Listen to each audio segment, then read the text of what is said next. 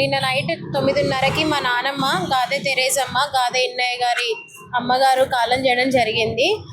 దాని విషయం మీద ఈరోజు ఎమర్జెన్సీ పెరోల్ వేసాము ఇక్కడ నాంపల్లి సెషన్స్ కోర్టులో. వేస్తే as per jail rules 48 hours parole grant చేయడం జరిగింది విత్ కొన్ని కండిషన్స్ తోటి. మీడియాతో మాట్లాడకూడదు, ఎలాంటి స్లోగన్స్ ఇవ్వకూడదు, లేకపోతే ఎక్కువ మంది కలవకూడదు, ఇలాంటి కొన్ని కండిషన్స్ తోటి పెరోల్ ఇవ్వడం జరిగింది. మెయిన్గా కార్యక్రమం ఏదైతే నాన్నగారి చేతుల మీద జరగాలని అందరూ ఆశిస్తున్నారో దాని ప్రకారంగా ఆయన చేతుల మీద జరిగేటట్టు కోర్టు పర్మిషన్ ఇవ్వడం జరిగింది. దానికోసమే మేము మార్నింగ్ 11:30 గ్రాంట్ చేశారు పెరోల్. ఇప్పుడు వరకు వెయిట్ చేసి ఆర్డర్ తీసుకొని ఇప్పుడు ఆయనని జైలు నుంచి పెరోల్ మీద సాగరం ఎక్కడైతే స్వగ్రామం ఉందో సాగరంకి తీసుకెళ్తున్నాము. అక్కడే మా నాన్నమ్మ గారి లాస్ట్ రైట్స్ అనేవి జరుగుతాయి. వాళ్ళు 5 days రిమైండ్ కావాలని చెప్పేసి కూడా కోరినట్టు తెలుసు. ఆర్డర్స్ ఇంకా డిసైడ్ కాలేదండి, అవి ఇంకా రాలేదు. ఆర్డర్స్ ఏమి ఇంకా రాలేదు ప్రస్తుతానికి. ఇప్పుడు ఇది ఎమర్జెన్సీ సిచ్యువేషన్, మదర్ చనిపోయారు కాబట్టి ఫస్ట్ కోర్టు దీన్నే క్రైటీరియాగా తీసుకున్నారు. ఫస్ట్ ఈ ఆర్డర్స్ పాస్ చేశారు.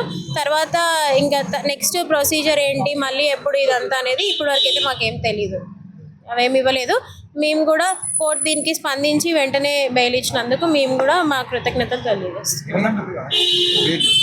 ఏంటండి 48 గంటలు ఇచ్చారండి bail. According to jail rules under trial ప్రిజనర్కి పెరోల్ 48 hours ఇస్తారు, దాని ప్రకారమే ఇచ్చారు. అంటే జైలు నుంచి అయినా బయటికి వచ్చిన టైం నుంచి కౌంట్ అవుతుంది. ఇప్పుడు ఎప్పుడైతే మేము ఆర్డర్ కాపీ అక్కడ సబ్మిట్ చేస్తామో ఆ జైలు నుంచి అయినా బయటకు వచ్చిన టైం నుంచి కౌంట్ అవుతుందని మాకు ఇన్ఫర్మేషన్ ఇచ్చారు. రేపు జరుగుతాయండి.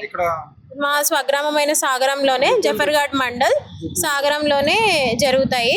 రేపు మధ్యాహ్నం 12 గంటలు 1 గంటల టైంకి జరుగుతాయి. ఎందుకంటే ఇప్పుడు వెళ్ళేసరికి చాలా లేట్ అయిపోతుంది కాబట్టి రేపు మధ్యాహ్నం 12 గంటలకి అలా అంత్యక్రియలు జరుగుతాయి.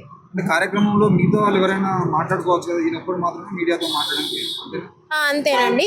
మీడియాతో ప్రజా సంఘాల వాళ్ళు మాట్లాడుకోవడానికి, ప్రజా సంఘాల వాళ్ళు అంటే దీనికి సంబంధించి ఈ కేసుకి సంబంధించి కానీ లేకపోతే దీనికి రిలేటెడ్ ఇష్యూస్ మీద మాట్లాడకూడదనే మేము కూడా తెలియజేస్తున్నాము.